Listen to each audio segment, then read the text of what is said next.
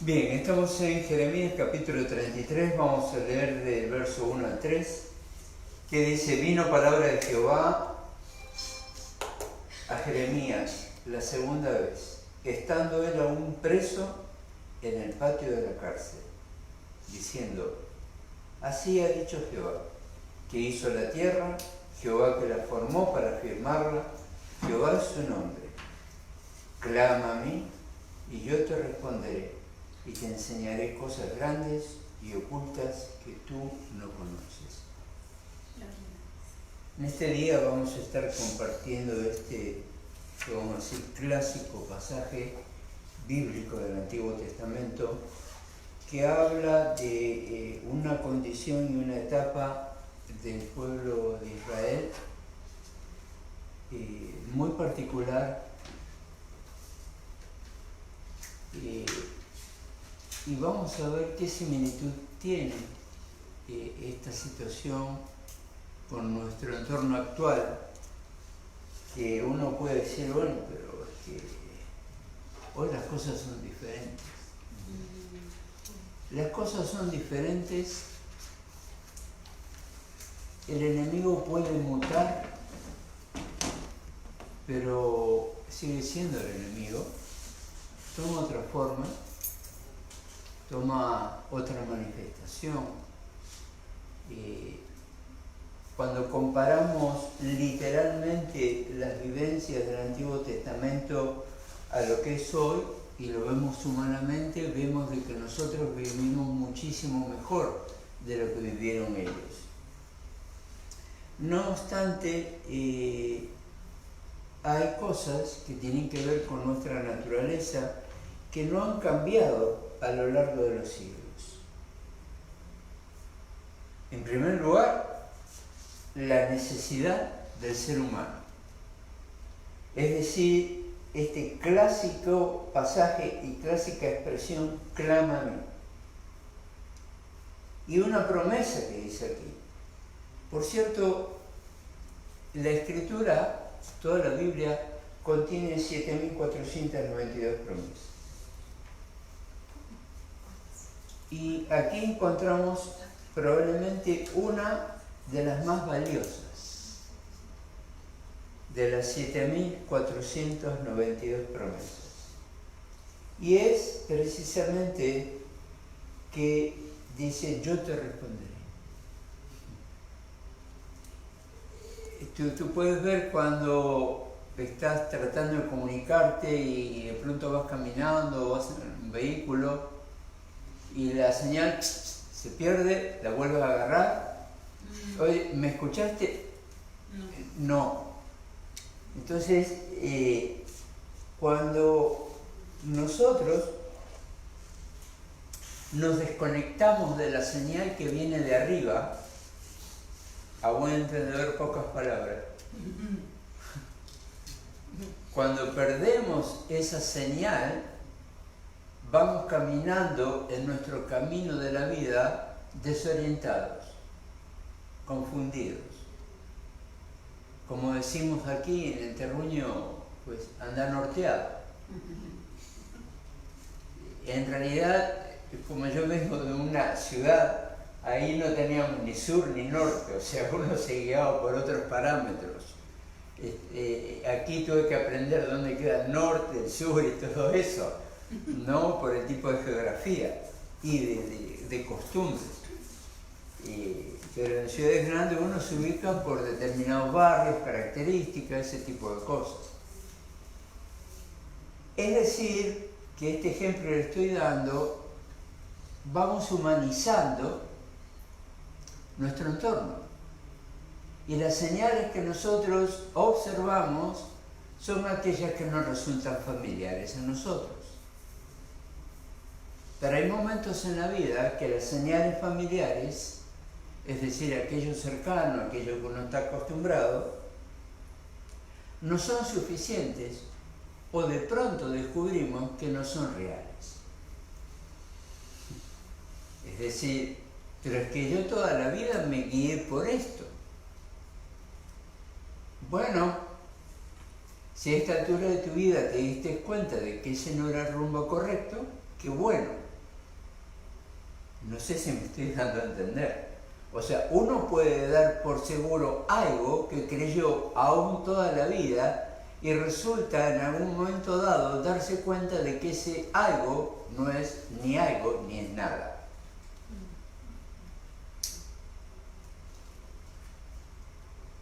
Jeremías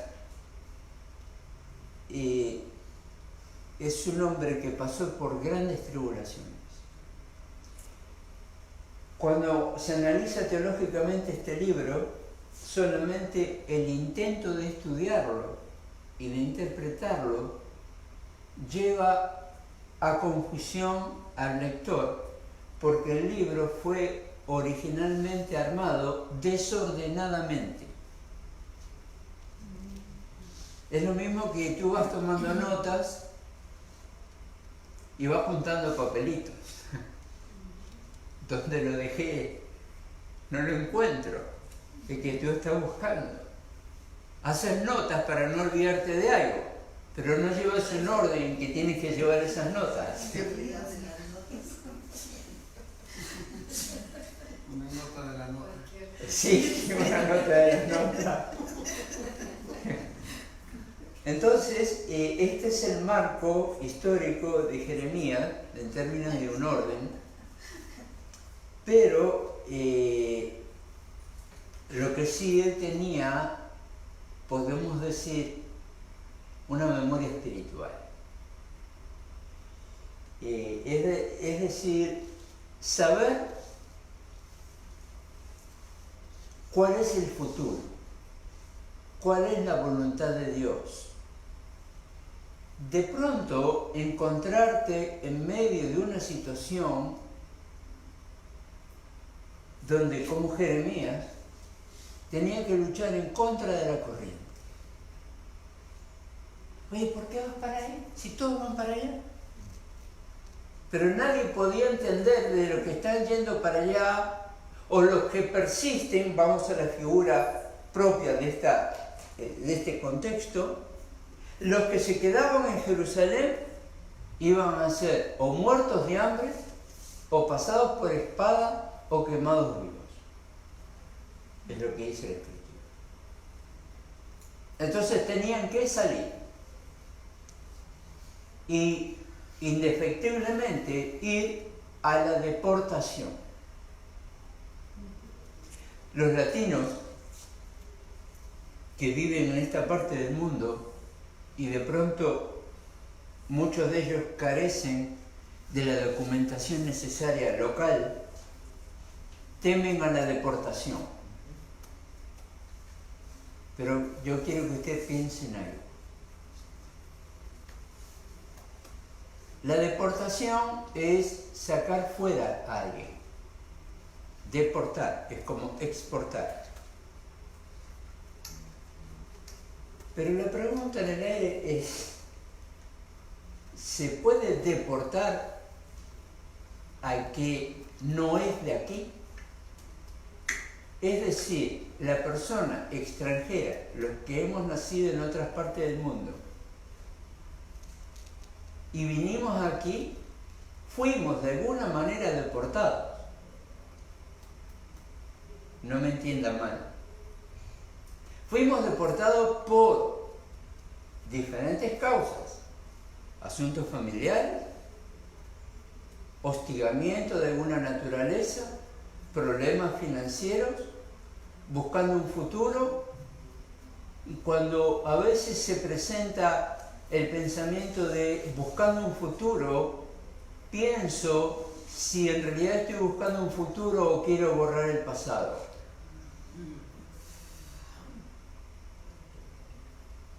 Por eso está también otra palabra en nuestra lengua que se llama autodeportación.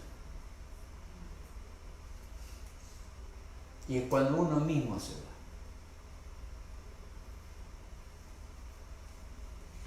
Cuando el extranjero llega a esta tierra, o como fuese el caso en otras partes, en cualquier migración del mundo, cuando llega a esta tierra, tiene que adaptarse. Tiene que aprender a vivir. Es como nacer de vuelta a los 30 o 40 o a la edad que llegaras aquí. Aprender todo de vuelta. Muchas veces la tentación del regreso está ahí, a flor de piel. Es tan fuerte eso en nuestra humanidad que cuando los conquistadores españoles llegaron a estas tierras de Latinoamérica en diferentes puntos, México, otros lugares, Santo Domingo, etc., quemaban las naves. Y quemar las naves era para vencer indefectiblemente la tentación de volver a la madre patria. Tenían que cumplir una misión, tenían un propósito. Dios tiene un propósito en las migraciones. Es tan grande y es tan importante ese propósito en las migraciones que, por ejemplo, no hay un lugar en el mundo donde no haya un judío. Y lo digo bien. Y por cierto, las comunidades más bendecidas, si usted lo ve, aún en términos financieros, es donde haya judíos. Buenos Aires, Distrito Federal, Colombia, la capital. En nuestra Latinoamérica, por no citar países extranjeros como en Europa, etc., esas comunidades fueron impulsadas. En México mismo hay comunidades que fueron fundadas por los judíos. Monterrey, por ejemplo. Entonces, el Nuevo León. Son todos nombres que tienen que ver con la escritura bíblica. Y solamente judíos podían comprender esa transformación del nombre para que los hispanos no se den cuenta de qué estaban hablando.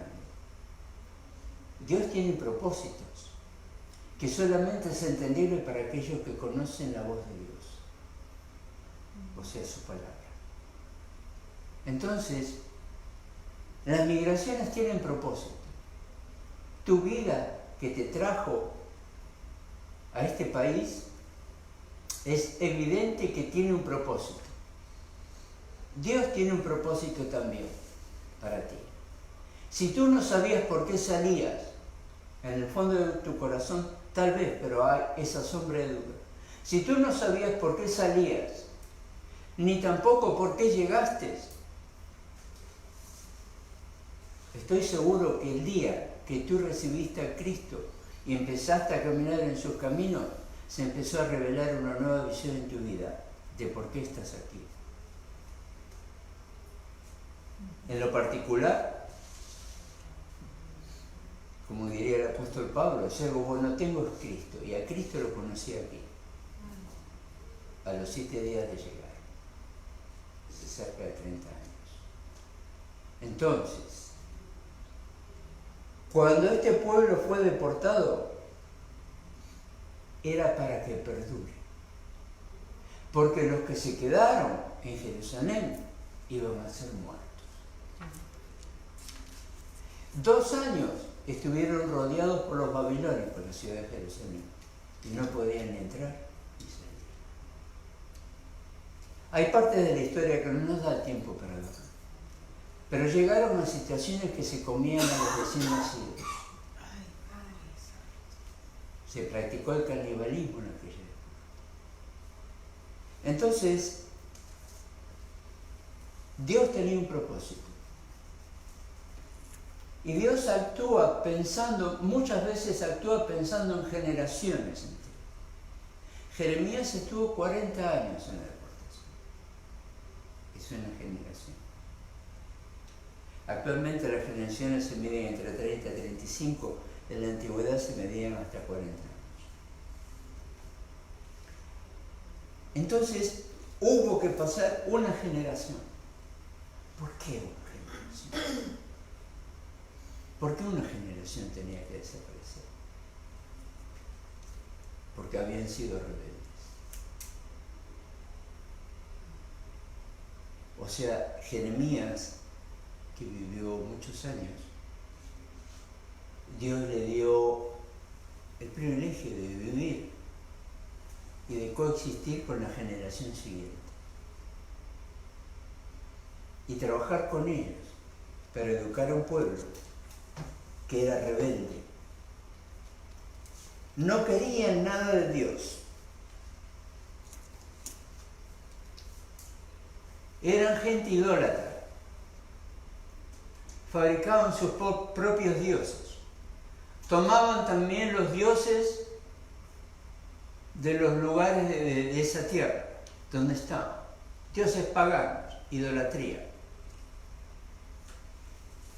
Usted dirá, ¿por qué será que el pastor está hablando de esto, de idolatría, cuando nosotros no somos idólatras? Somos creyentes en Cristo. ¿Qué es la idolatría? Dar el culto a una deidad. Eso significa. ¿Y qué es una deidad? Tenemos que ir al origen semántico de la palabra y nos lleva a la palabra Dios. ¿Y qué es Dios? Lingüísticamente hablando. Es todo aquello que es objeto de culto. Todo aquello que es objeto de culto. Entonces ahora te pregunto, ¿cuál es tu carro favorito? ¿Cuál es tu número favorito en tu cuenta de ahorro?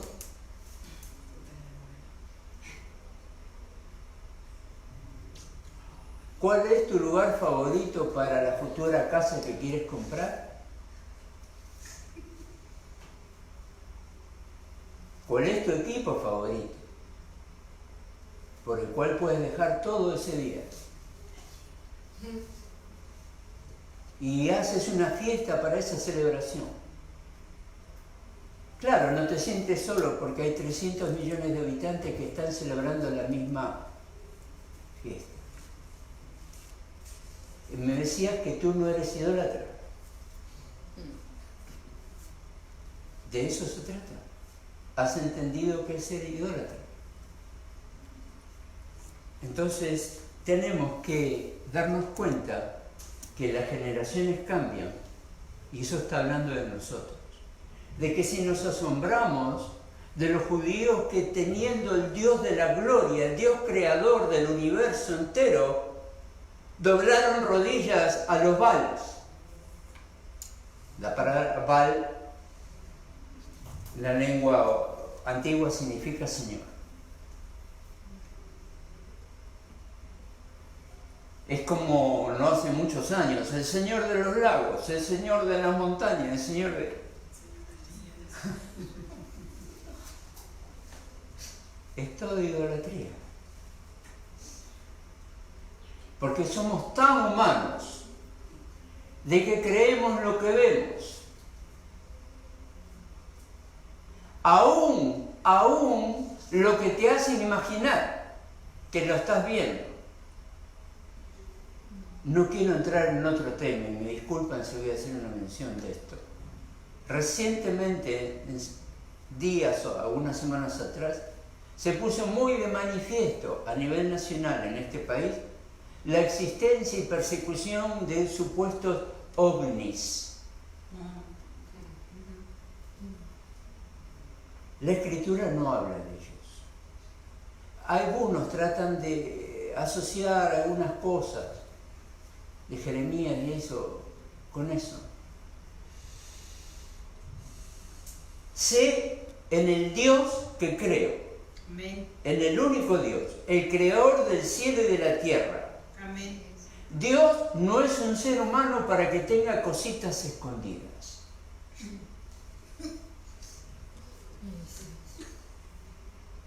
Si me permites una figura al respecto de esto, tú estás con alguien hablando que ese alguien te debe un dinerito y lo estás tratando de convencer del asunto y te dicen, mira ese plato volador que va por ahí. Así se puede engañar aún a una nación. distrayéndolo con cosas que nosotros los creyentes tienen que ser cosas pasadas. ¿En qué creo? El único que creo al cual no puedo ver físicamente es en Dios. Amén. Todo lo que no vea físicamente, que no le cuenten, que no le digan, como dicen por ahí. La única verdad es Cristo. Y si bien antes de su personificación en nuestra humanidad no podíamos verle, ahora le conocimos. Si bien tú no lo puedes ver físicamente porque ocurrió hace 2000 años, pero tú puedes oír su voz si lo guardas en tu corazón. No se trata que lo guardes en la cartera. No es la imagen del hijo de lo que fuere. No es su imagen, es su presencia. Yo no puedo vivir de una imagen, pero puedo vivir de su presencia. Sin su presencia no puedo vivir. Amén. Porque he descubierto de que vivo equivocado cuando me aparto de su presencia. Por tanto, la idolatría al cual cayó este pueblo fue pensando de que lo mejor que ellos tenían era seguir viviendo en Jerusalén, pero Dios los sacó de ahí. ¿Por qué nos sacaste de ahí? Al igual que sus antepasados, cuando, cruzando el desierto, ¿por qué nos sacaste de Egipto? Miren, mi amado, cuando las cosas van mal, estábamos mejor allá, mejor volvamos.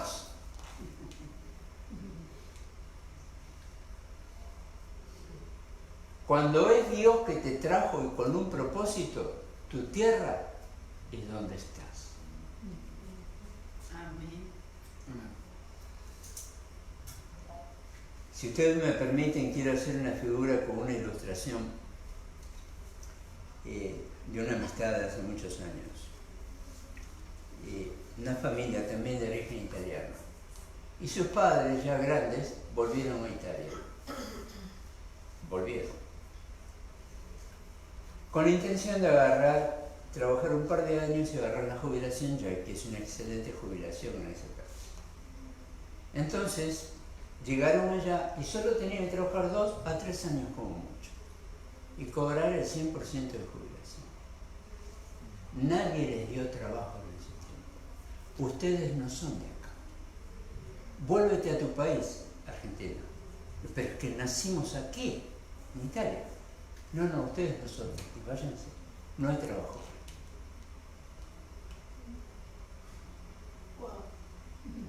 Cuando Dios te trae a un lugar, tiene un propósito. Y cuando tú te quieres escapar de ese propósito, probablemente, no digo que sean todos los casos, porque hay situaciones que hay que verlo en lo particular, estás renegando en contra de Dios.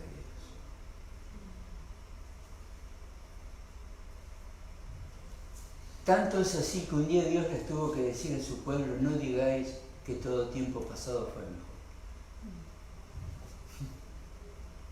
Sino donde yo te pongo, eso es lo mejor para ti. Entonces, cuando nosotros, el pueblo de Dios, por todo el medio ambiente religioso, cultural, financiero, político que nos rodea, nuestro entorno, llega a situaciones donde se producen divisiones en nuestra comunidad. Y cada uno va donde cree que puede estar mejor. Que cree que puede estar mejor. Es decir, como dicen ahí en el pueblo, ¿dónde va la gente? ¿Dónde está Vicente? O algo así, ¿verdad?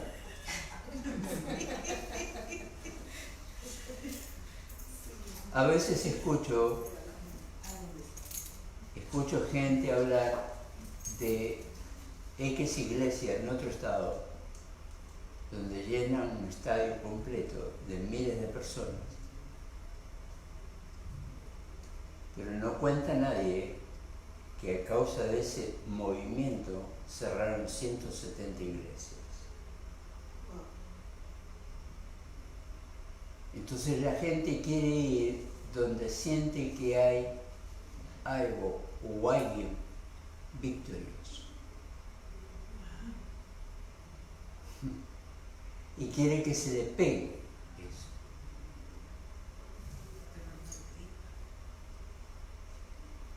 Yo, a mí personalmente, trabajando algunos años en campañas evangelísticas, gente me ha dicho, quiero que se me pegue eso, X cosa, determinado poder. Pero que no se te va a pegar, es algo que lo da Dios, no te lo puede dar el hombre. La gente en este tiempo, erróneamente, está corriendo detrás de determinados personajes, detrás del hombre, para recibir la unción. ¿Cuál unción? No me vengan con el manto de Elías ni nada de eso. La unción viene de los cielos, porque allí está su estrado. Pero la unción no la busco de abajo. A ver si me estoy dando a entender. La unción viene de arriba, no de abajo. Amén. La unción que viene de abajo yo no la quiero ni estar cerca. Gracias. Eventualmente la reprendería si viniere de abajo. Pero como el espíritu del hombre en este tiempo se está sobreponiendo al Espíritu de Dios que debería estar gobernando la voluntad de cada uno de nosotros, mas nosotros nos guiamos por nuestra propia voluntad.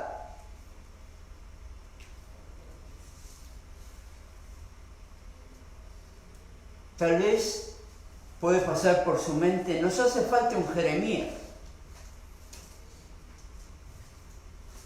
Es que este no es el tiempo de los Jeremías. Este es el tiempo del Espíritu Santo. Amén. Si tú quieres alcanzar ese poder o ser investido del poder de Dios, pídele a Él. Clama a mí y yo te responderé. Y si estás pasando por situaciones que en este momento, después de andar deambulando por ahí, de aquí para allá, sigues sintiéndote tal vez como una rama seca. Y no estoy inventando nada, porque es el mismo Señor de que habla de eso en Romanos. Ten cuidado que tú no eres la rama original. O sea que puede ser desgajada. Si me estoy dando a entender. Entonces, quiere decir que cada uno de nosotros puede ser desmembrado del cuerpo. Y no estoy hablando de pérdida de salvación. Es otro tema que en su momento será tratado. Estoy hablando de ser rico por la presencia del Espíritu en nuestra humanidad personal, pero vivir pobremente porque hemos ensordecido nuestra voluntad, la cual no se doblega a su voluntad. Es que Dios no me habla. No es que no te habla, no lo quieres oír. Y llega un momento en que Dios deja de hablarte y espera de que tú vuelvas.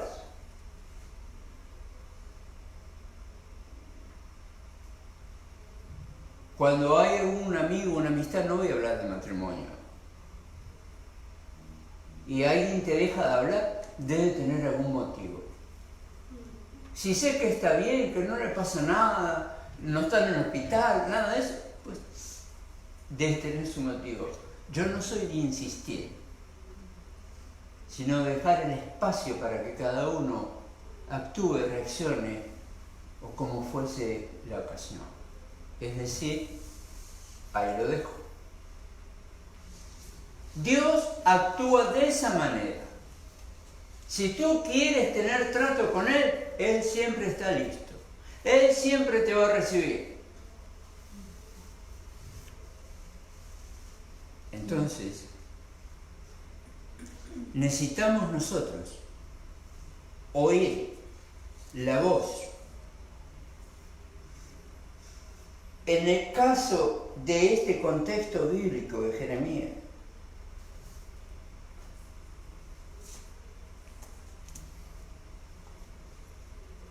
el pueblo estaba cautivo, o sea, fue llevado, transportado, lejos de su terruño.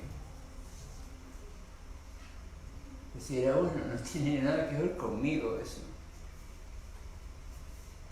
Cuando la persona, como hablábamos hace un momento, está cautivada por una pasión terrenal, de valores personales o de relaciones personales, sea cual fuere esta, de intenciones personales, la corriente de este siglo, la corriente de este tiempo, su mente está cautiva y va llevada por esa corriente.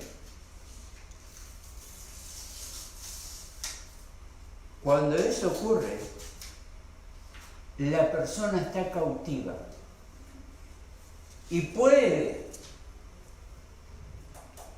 entrar en un área de mayor riesgo. Es decir, eso es algo que va increciendo, o sea, que va creciendo poco a poco. Uno empieza a apartarse un poquito. Y bueno, esto está bien. Un poquito más. ¿Sí? Y un poquito más. Cuando se da cuenta, cuando menos se da cuenta, ¿dónde estoy? Como cuando entras a alguno de esos centros comerciales súper gigantescos. Ahí sí que puedes andar norteado. ¿Para qué lado está la salida? Son todas iguales. Y el carro para allá, no, es para el otro lado. No, ¿dónde está? Yo reconozco, me he perdido muchas veces. Incluso he llamado a mi casa para decir, me robaron el auto. Mi hija me dice, a ver, fíjate bien, papá, porque creo que no lo estás encontrando. ¿Qué pasa si eso nos pasa, aún siendo nosotros creyentes, pero en la vida? Olvídate del tema del parking, del estacionamiento, del centro comercial. Cuando andas perdido, puedes andar...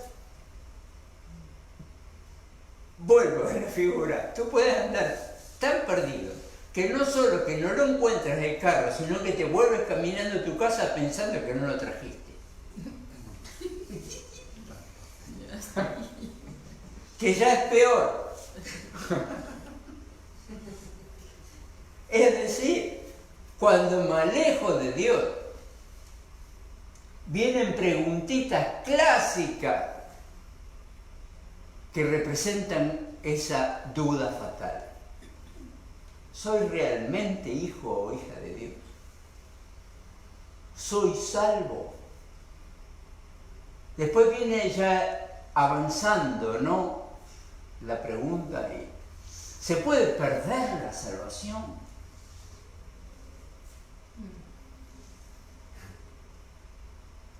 Y tantas otras cosas. ¿He creído realmente? Y sobre todo si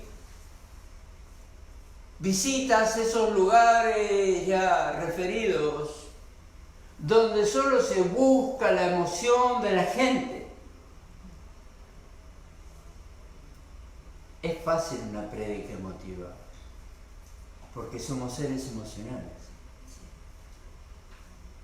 Algunos creen de que se necesita un don especial para eso. El don que se necesita para la prédica es el don de Dios. Amén. De que Él dé eso. Pero para motivar a la gente, hay de todo.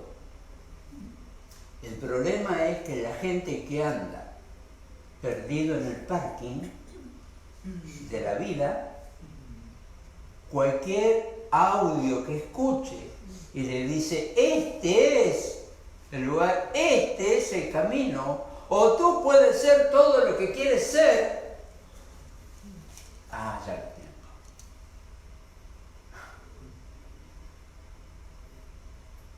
O sea, cuando en una iglesia con una apariencia de cristiandad se fabrican ídolos en función de los valores humanos, cuando el único ídolo, en el mejor sentido de la expresión, es Cristo. Y no lo estoy comparando con los ídolos fabricados por los hombres, sino aquel que es realmente Dios, o sea, objeto de culto.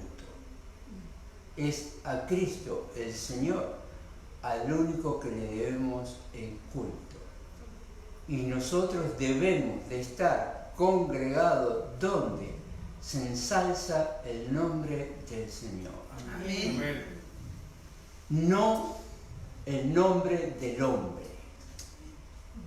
No el culto al hombre. No el culto a la humanidad. No el culto al dinero. No el culto a una vida fácil. No. Y lo tienes que negar desde tu corazón, pero también con el entendimiento de tu inteligencia. Que Dios nos dio la suficiente inteligencia para discernir el bien del mal, y cuando no lo hacemos es porque nos hemos alejado demasiado de Él. Él nos dio el discernimiento. Él nos dio la facultad de poder darnos cuenta que hemos hecho mal. Y volviendo un poco a la figura de la quemazón de los barcos,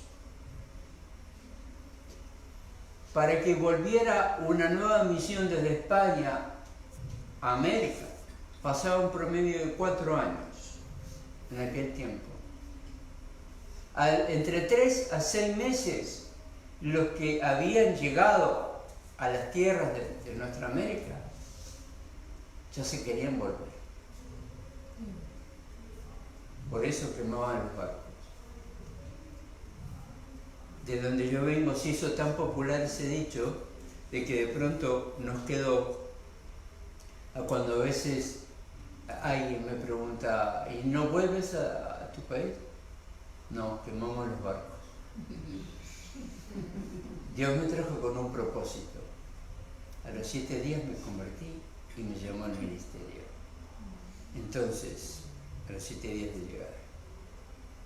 Entonces, sí quemé los barcos. Y estoy donde Él quiere que esté. Si me pregunta si quiero estar en otro lugar, a veces sí me gustaría estar en otro lugar. Pero tal vez nomás como para pasear y eso. Pero no dejo de estar ocupado en las cosas en que Él me pone a ocuparme. Por tanto, cada uno de nosotros tenemos que vernos individualmente y en qué situación estamos. Si tú pudieras, no te pido que pintes o dibujes, pero sí que te hagas una idea en tu mente, pinta tu vida, pinta tu entorno. Es decir, ¿dónde estoy? Si tú pintaras un cuadro ahora, que digamos que todos tuviéramos la facultad de poder pintar, ¿dónde te pondrías tú dentro de ese cuadro? ¿Sabes? Cuando se da consejería a familias con hijos adoptados o niños que son foster, se le hace hacer un dibujito, ¿no? Hay diferentes tipos de trabajos que se le hacen hacer. Y cuando un niño dibuja digamos, a la cabeza del hogar, el padre, digamos, que adopta a esa criatura o que guarda a esa criatura. Importa la distancia que pone entre su propia persona, el dibujito del mismo, con relación a los demás. Incluso usted lo puede ver en un dibujo cuando un niño está más cerca del papá o de la mamá. Si en ese dibujo tú pudieras, estamos jugando con imaginar, tú pudieras dibujar a Dios, ¿dónde estaría? Y si dibujas a Dios, ¿dónde te ubicarías tú? ¿Qué tan cerca? ¿Qué tan lejos? ¿Qué tan capaz ese dibujito que tú hiciste de tu propia persona puede dibujarlo fuera de su terruño? Hasta te preguntaría, cuando sueñas, si sos de los que pueden recordar los sueños, ¿sueñas siempre con tu terruño?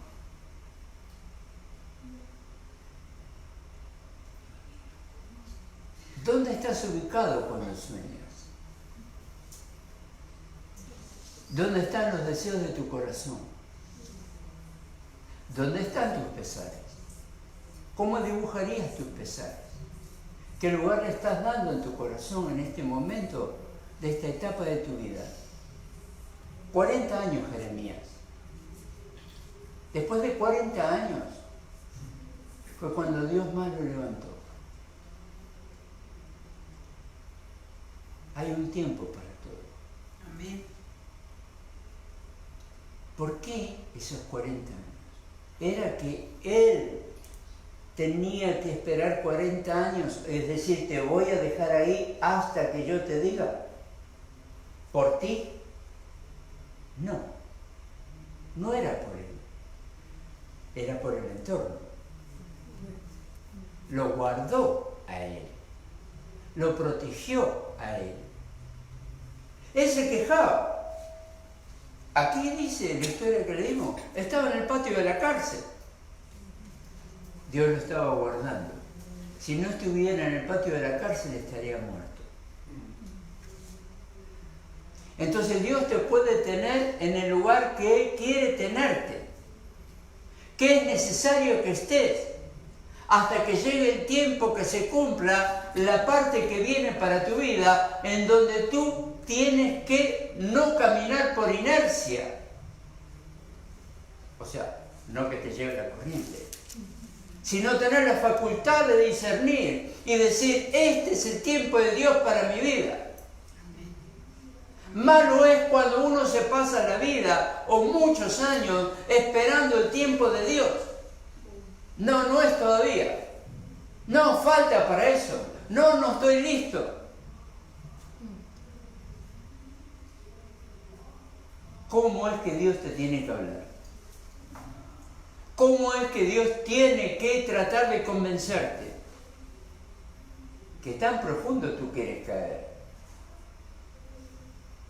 ¿Qué tanto quieres tú, permítame la expresión, morder el polvo?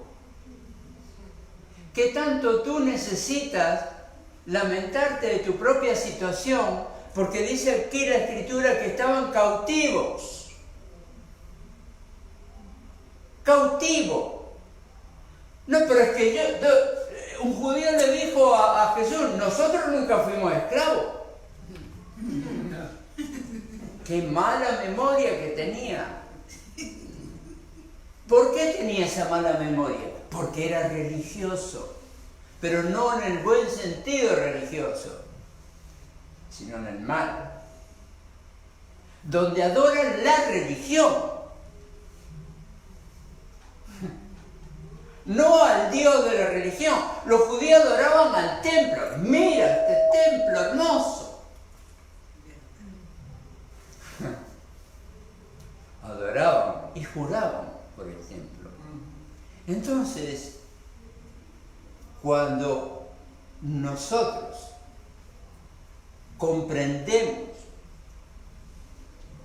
que Dios tiene un propósito para mi vida. Tú no te puedes quedar nada más con que soy salvo. O eventualmente tengo los papeles. ¿Y ahora qué vas a hacer? Ahora tienes, si bien más derechos, también tienes más responsabilidad. Ahora tienes también más libertad de movimiento. Tal vez puedes ir a tu tierra a predicar, o a llevar comida a los indigentes, o ropa, lo que fuere. Entonces, ¿qué estás esperando? No, todavía no es el tiempo.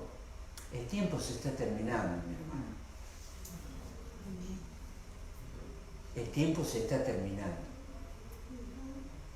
Hoy en día se hablan de grandes proyectos en la humanidad. Van a ir a vivir a la Luna, a Marte. No creo. Ya se cansaron de ensuciar este país. Entonces, nosotros estamos viviendo en el único planeta que se sabe que hay vida. O sea, quiere decir eso de que nosotros nacemos con un propósito divino. No existimos por casualidad. Ni usted ni yo somos un espermatozoide loco que se perdió y anda por ahí. No. Usted es creación de Dios a su imagen y semejanza. Y la imagen y semejanza, Génesis 1:26 está hablando de la moral de Dios, de la responsabilidad de Dios, de la identidad de Dios. ¿Cuál es tu identidad?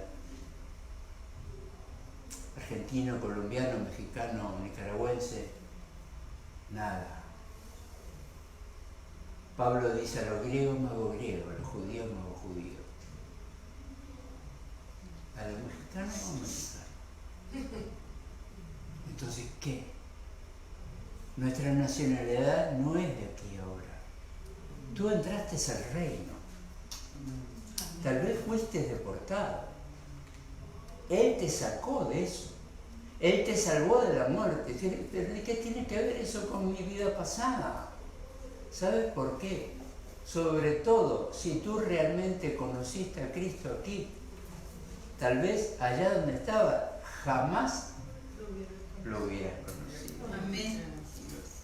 Entonces, si hoy estamos en este barco navegando, donde estamos todos juntos, con un solo rumbo, un solo capitán, un solo Señor,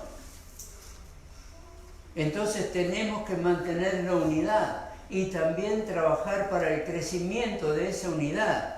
No solo crecer nosotros espiritualmente como comunidad de fe, sino hacer que esta misma también crezca, y esa no es la responsabilidad específica del pastor, sino es la responsabilidad de cada creyente. Hay mujeres que decidieron no tener hijos, y es respetable. Cada uno tendrá su propia situación personal, pero genéticamente, en función de cómo Dios crea nuestra humanidad, la mujer siente y anhela poder dar fruto en su vida, como tal. Nosotros, como hijos e hijas de Dios, ¿estamos realmente deseando parir hijos espirituales? ¿Lo estás deseando? ¿Lo estás procurando? ¿Lo estás haciendo? ¿O estás todavía cautivo o cautiva? O sea que no hablas, no vives, comes, trabajas, duermes, vuelves, comes, trabajas, duermes, vuelves. ¿Así es? ¿Crees que agrada eso de Dios? ¿Cómo está tu tiempo? ¿Cómo distribuyes tu tiempo? Por supuesto que tienes que atender el hogar, que tienes que atender a tu cónyuge, que tienes que atender a tus hijos, que tienes que atender tus responsabilidades. ¿Y tu Dios? ¿Y la gran comisión? hacer discípulos y bautizarlos, formarlos, guiarlos. ¿O todavía estás cautivo? No les estoy regañando. Pero todos necesitamos confrontarnos, autoconfrontarnos. Necesitamos, como muchas veces digo, vernos frente al espejo. Amén. Y decir, como dijo David a Natán, ese soy yo. Entonces uno necesita darse cuenta. Jeremías estaba desesperado, y termino con este pensamiento. Hay tiempos que llegan a nuestra vida, tiempos de confusión y desesperación. No permitas que el enemigo te tenga cautivo. Clama a mí y yo te responderé. Esa es la voluntad del Señor, que clames a Él. Si estás mal, te sientes emocionalmente mal, es comprensible.